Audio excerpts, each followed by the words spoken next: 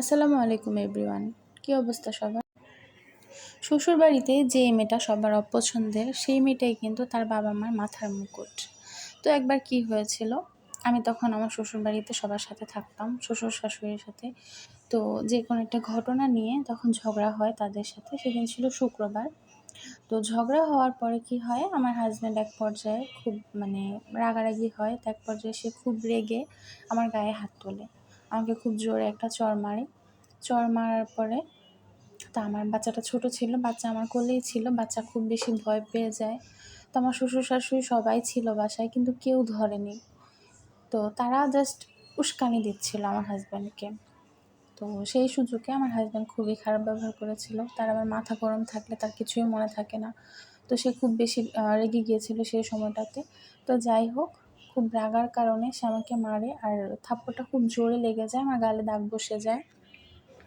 তো সেই সময় আমি কি করব না বুঝে তখন বাবাকে ফোন দিলাম, আমার আব্বুকে ফোন দেওয়ার পরে আব্বু সাথে সাথে চলে গেল। তখন বৃষ্টি হচ্ছিল। তো বৃষ্টির মধ্যেই আব্বু গেল। যাওয়ার পরে যখন আমার গালের মধ্যে সেই চড়ের দাগটা দেখলো, আব্বু জাস্ট জিজ্ঞেস করেছিল যে আমার মেয়েকে কেন মারা হয়েছে। তো তখন আমার শাশুড়ি বলছিল যে আপনার মেয়ে অনেক খারাপ, আপনার মেয়ে আপনার মেয়ে কথা শোনে না, হ্যান ত্যান অনেক কিছু বলছিল।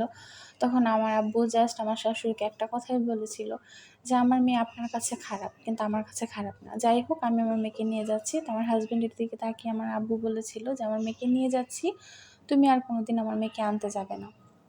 তো সেটা বলে সেই বৃষ্টির মধ্যে আমার বাবা আমাকে নিয়ে হাত ধরে ওই বাসা থেকে বের হয়ে আসে। তারপর প্রায় 1-2 মাসের মতো আমি আমার বাবার বাসায় থাকি। অনেক দিন যাওয়া হয় নাই। তারপর আমার হাজব্যান্ড পরে মাফ-টাফ চেয়ে আমার আব্বুর কাছে, আম্মুর কাছে তারপর আমাকে নিয়ে গিয়েছিল। তারপর থেকে 5 বছর হয়ে গেল আমাদের সংসার। আলহামদুলিল্লাহ, এই পর্যন্ত কোনো ঝগড়াঝাটি কিছুই হয়নি।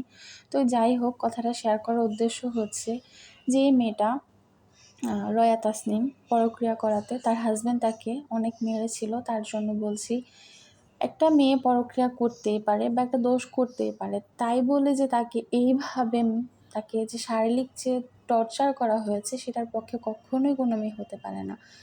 যেই মেয়ে ছোটবেলা থেকে তার বাবা মাকে এভাবে মারামারি করতে দেখে এসেছে, তার মাকে দেখে এসেছে ছোট থেকে তার বাবার হাতে মার খেতে, সেই মেয়েই পারে এটা সহ্য করতে। এছাড়া কেউ এটা সহ্য করতে পারে না।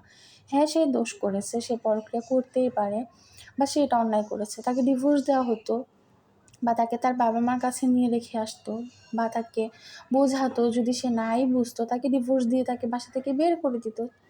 সেটা তো সেখানে শেষ হয়ে যেত। তাই বলে যে তাকে এভাবে বেদমভাবে মারধর করবে, বিষয়টা তো কোনোভাবেই যৌক্তিক না। এটা যৌক্তিকতাও না। তো কিছু মেয়ে দেখলাম সেটার সাপোর্টে কথা বলছে যে হ্যাঁ, পরক্রিয়া করলে এভাবেই মারতে হয়, হ্যান ত্যান। কেন একটা মেয়ে পরক্রিয়া করবে বা একটা দোষ করবে তাকে এভাবে মারবে? কত দোষী তো কত কিছু করে। আমার কথা হচ্ছে, আপনারা কিভাবে পারেন বিষয়টাকে সাপোর্ট করতে? আপনারা তো যারা যারা ছবিটা দেখেছেন, তার ভিডিওগুলো দেখেছেন, তাকে কিভাবে টর্চার করা হয়েছে সেই ভিডিওগুলা বা ছবিগুলা দেখার পরে আপনারা কিভাবে তাকে সাপোর্ট করছেন যে সে অন্যায় করেছে, অন্যায় শাস্তি পেয়েছে। সে অন্যায় করেছে, তাকে শাস্তি দেওয়ার সে কে? হয়তোবা সেই মেয়েটাও তো তার বাবা মার অনেক আদরের একটা মেয়ে, সেই মেয়েটাও তো কারো না কারো বোন, সেই মেয়েটাও তো কারো না কারো মা। তো তাকে যে এভাবে টর্চার করা হয়েছে, যদি সে সেদিন মরে যেত তখন আবার আপনারাই বলতেন যে হাজবেন্ড টর্চার করে মেরে ফেলেছে। সে বেঁচে আছে বিধায় তাকে আজকে কত লাঞ্ছনা সহ্য করতে হচ্ছে, ঠিক না? আজকে আমি একটা জিনিস বলতে বাধ্য হচ্ছি, কোনো মেয়েই ইচ্ছাকৃতভাবে পরক্রিয়া করে না।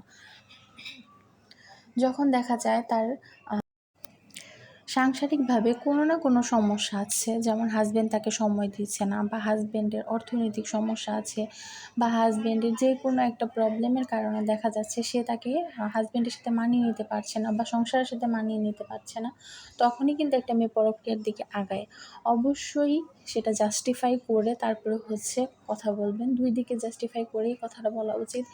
একদিকে কথা শুনে বা একজনকে দোষী সাব্যস্ত করে কখনো কোনো কিছু বিচার করা উচিত না। এক হাতে কখনো তালি বাজে না। ডেফিনেটলি 2 সাইডেই ভুল আছে, 2 সাইডেই সমান ধরনের সমস্যা আছে, যার কারণে এত কিছু হয়েছে। কেউ যদি সুখে থাকে, তার যদি সব কিছু মিলে সে খুব ভালো থাকে, তাহলে সে কখনো চাইবে না পরক্রিয়াতে জড়াতে। সে কখনো চাইবে না অন্য কারো সংসারের মানে অন্য কারোর সাথে সংসার করতে বা নিজের সংসারকে নষ্ট করে ফেলতে। সব মেয়েই কিন্তু বিয়ের আগে স্বপ্ন দেখেই তারপর বিয়ে করতে যায়, যে সে একটা সংসার করবে, তার সুন্দর একটা সংসার হবে, তার বাচ্চা হবে, তার হাজবেন্ডের সাথে খুব ভালো একটা আন্ডারস্ট্যান্ডিং হবে। তো সেই আন্ডারস্ট্যান্ডিংটা যখন না হয়, কোনোভাবে দেখে যে নিজেকে মানাতে পারছে না, তখনই কিন্তু সে পরক্রিয়ার দিকে আগায়। সো অবশ্যই আমি বলবো না পরক্রিয়া করেছে সে দোষ করেনি, অবশ্যই সে দোষ করেছে। তার মানে যে তাকে এভাবে মারা হবে, বিষয়টা কিন্তু কখনো এটা উচিত না। হ্যাঁ, তাকে ডিভোর্স দিয়ে দিত বা তাকে তার বাবার বাড়িতে পাঠিয়ে দিত, সে তার সাথে সম্পর্ক শেষ করে দিত, তখনই কিন্তু বিষয়টা সেখানেই শেষ হয়ে যেত। কিন্তু তাকে যেভাবে মারা হয়েছে, আমি কখনো এটার পক্ষে হব না। আমি কেন, কোনো মেয়েই এটার পক্ষে হতে পারবে না। আজকে যদি আপনার সাথে এই ঘটনাটা ঘটতো, আপনি কি করতেন? আপনি কি পারতেন এই কথাটা বলতে যে পরক্রিয়া করেছি তাই আমার হাজব্যান্ড আমাকে মেরেছে? তখন কিন্তু এই কথাটা কখনো আপনি বলতে পারতেন না। তো অন্যের বেলা কেন আপনারা এই কথা বলছেন? অবশ্যই তার কথাটাও একটু চিন্তা করে দেখবেন।